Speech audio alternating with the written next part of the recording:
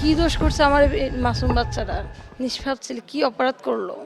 ও সুস্থ হয়ে প্রাইভেট পড়তে গেছে, ফিরে আসছে লাশ হয়ে। কার কাছে বিচার চাইবো আমরা? কে শুনবে আমাদের কথা? কেউ শুনবে না। ওরা তো ক্ষমতার ওরা তো ক্ষমতার জন্য পাগল। আমি কার কাছে বিচার চাইবো? একমাত্র উপরওয়ালা যদি বিচার করেন তাহলে ইনশাল্লাহ আমি বিচার পাবো। তা না হলে দুনিয়ার এমন কোনো আদালত নাই যে তাদের বিচার করবে।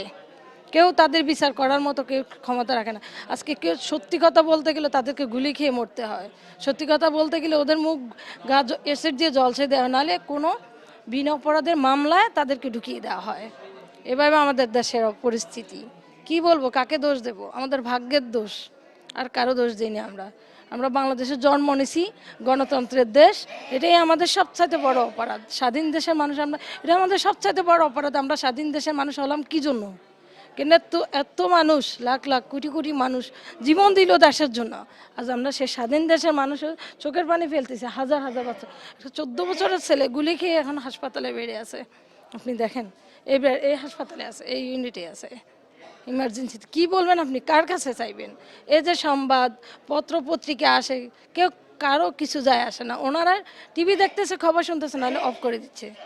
ওনাদের কোনো ক্ষমতা নাই যে মানুষের প্রতি ওনাদের দরদ বা জনগণের প্রতি ওনাদের দরদ বা ওনাদের মানুষের প্রতি তাদের যে একটা থাকে নিরাপত্তা, ওদের কিছু নেই। ওদের কিছু নেই। আপনি যে দল করেন না কেন, কিন্তু আমার কথা হচ্ছে যে আপনি মানুষের তো অন্তপক্ষে নিরাপত্তা দেবেন।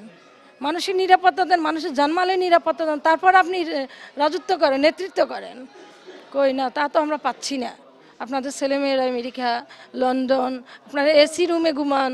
তো আমরা মধ্যবিত্ত পরিবারেরা তো বাচ্চা মানুষ করে তো চলতে হবে আমাদের। আমার একটাই আকুল আবেদন ওনাদের কাছে, দুই নেত্রীর কাছে, ওনারা যাতে করে সমঝোতার মাধ্যমে আসে, এভাবে যেন আর কোনো মায়ের বুক যেন খালি না হয়। ওনাদের যদি বুকটা খালি হয়, ওনাদের সন্তান যদি এভাবে মারা যায় বা আহত হয়, ওনাদের কাছে কেমন লাগবে? ওনারা তো একজন মা। আমার প্রশ্ন ওনাদের কাছে এটাই, ওনারা তো মা। ওই মায়ের ওনাদের কেমন লাগবে?